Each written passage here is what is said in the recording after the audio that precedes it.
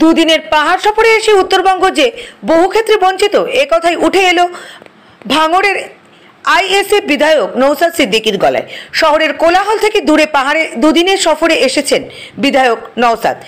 এদিন সকালে কাঞ্চনকন্যা এক্সপ্রেসে সকাল 10টা নাগাদ নিউমাল জংশনে নেমে সাংবাদিকদের মুখোমুখি হয়ে বিধায়ক জানান, স্টেশন থেকে বের হয়ে কথা বলবো। এখানকার পরিবেশ খুবই ভালো, পাহাড়ে বেড়াতে এসেছি। আমরা রাজনীতির লোক, রাজনৈতিক কথাবার্তা তো থাকবেই। এরপর উত্তরবঙ্গ প্রসঙ্গে জানতে চাওয়া হলে তিনি বলেন, এটা বাস্তব যে গোটা রাজ্যের অন্যান্য এলাকার তুলনায় উত্তরবঙ্গ অনেক ক্ষেত্রেই বঞ্চিত। এখানে অনেকগুলি মেডিকেল কলেজ হয়েছে, সুপার স্পেশালিটি হাসপাতাল হয়েছে, কিন্তু পর্যাপ্ত ব্যবস্থা নেই। বিভিন্ন বিভাগে স্থায়ী কর্মী নেই। দীর্ঘ 8 বছর চা শ্রমিকদের ন্যূনতম মজুরি আজও স্থির করতে পারল না রাজ্যের শাসক তৃণমূল কংগ্রেস। উত্তরবঙ্গকে আলাদা রাজ্য গঠন প্রসঙ্গে বলেন, রাজ্যভাগের রাজনীতি আমরা করি না, আমি বঞ্চিত মানুষের কথা বলি, তাদের পক্ষে আওয়াজ তুলি। সব জায়গায় সমান উন্নতি চাই। শহরের 1 নম্বর ওয়ার্ডের অন্তর্গত একটি টি মোমেন্টসে চা পান সহ কিছুক্ষণ সময় কাটিয়ে পাহাড়ি পথে বেরিয়ে পড়েন বিধায়ক নওশাদ ও তার সঙ্গী সাথীরা। ডুয়ার্সের নদী, পাহাড়, বন, চা বাগান সহ একাধিক বিষয়ে সাংবাদিক সহ স্থানীয়দের সাথে আলাপচারিতা সারেন।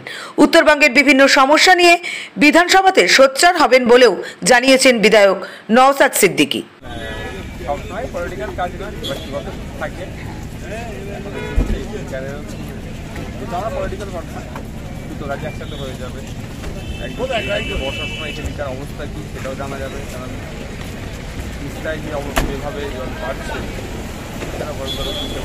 রাস্তার অবস্থা খুবই খারাপ অবস্থায় আছে। আপনি যে রাস্তায় যাবেন সেখানেই প্রত্যক্ষ করতে পারবেন রাস্তার অবস্থা। আগে আপনারা জানেন যে আমাদের বিধানসভায় ইন্দো ভুটান রিভার কমিশন গঠনের জন্য একটা আলোচনা হয়েছে, কারণ যেভাবে ভুটান থেকে বর্ষার বৃষ্টি নেমে আছে এই উত্তরবঙ্গে বেশ কয়েকটা বৃষ্টি বিশাল এফেক্টেড হয়, সেটাও দেখা হয়েছে। সেটাও কোথায় থাকবে জানি কতদিন সংগঠনেরও কিছু কাজ করবে। উত্তরবঙ্গের পরিকল্পনা আছে বা এই সমস্ত দিকে আন্দোলন তৈরি। একটা আমি কথা শুধু এটাই বলবো, দক্ষিণবঙ্গের মানুষ খুব যে পেয়ে যাচ্ছে এটা ব্যাপার নয়, তবে দক্ষিণবঙ্গের মানুষের থেকে উত্তরবঙ্গের মানুষ বেশি যাচ্ছে।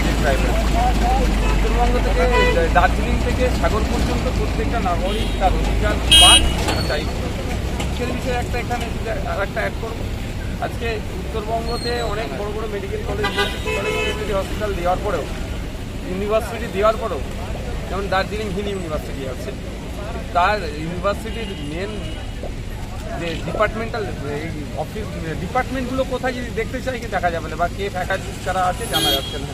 এরকমভাবে তো মেন হয় এখানকার মানুষের যাতে আপনি বলতে চাইছেন উত্তরবঙ্গ ডিপ্রাইভ কোম্পানি। আপনি কি মানে ঘুরিয়ে কি উত্তরবঙ্গের পৃথক রাজ্যে দাবিকে আপনি সমর্থন? না, আমি ওটা কোনোদিন করি না আর করবো না। আমি চাইবো উত্তরবঙ্গ এবং দক্ষিণবঙ্গ বিভাজন নয়, আমরা পশ্চিমবাংলার মানুষ আমাদের অধিকারটা যেন বুঝে দেওয়া হয়। এখানে ডুয়ার্সে থেকে শুরু করে আলিপুরদুয়ার থেকে শুরু করে আর চা বাগানে যে শ্রমিক সমর্থন, এটা সংগঠন থেকে শুরু করে সমগ্র বিষয়টা নাগরিক অধিকার যেটা যেন পাই সম্পূর্ণ। বারংবার অধিকারের ভিত্তি থেকে কিন্তু মানে পৃথক রাজ্যের দাবিটা কিন্তু উঠে আসছে বিভিন্ন মানে ব্যাপারটা এখানেই হচ্ছে, অধিকারটা বুঝিয়ে দিচ্ছে না বলেই সরকার তখনই কিছু মানুষের দাবিটা তুলছে। 2012 সালে উত্তরবঙ্গ উন্নয়ন দপ্তর হয়েছে, সম্ভবত 1 লক্ষ কোটি টাকা ওপরে বরাদ্দ হয়েছে। সঠিকভাবে কাজেও লাগতো, তাহলে এই উত্তরবঙ্গের মানুষ ডিপ্রাইভ হতো না, অনুন্নত অবস্থায় থাকতো না, সেগুলো লুট হতো।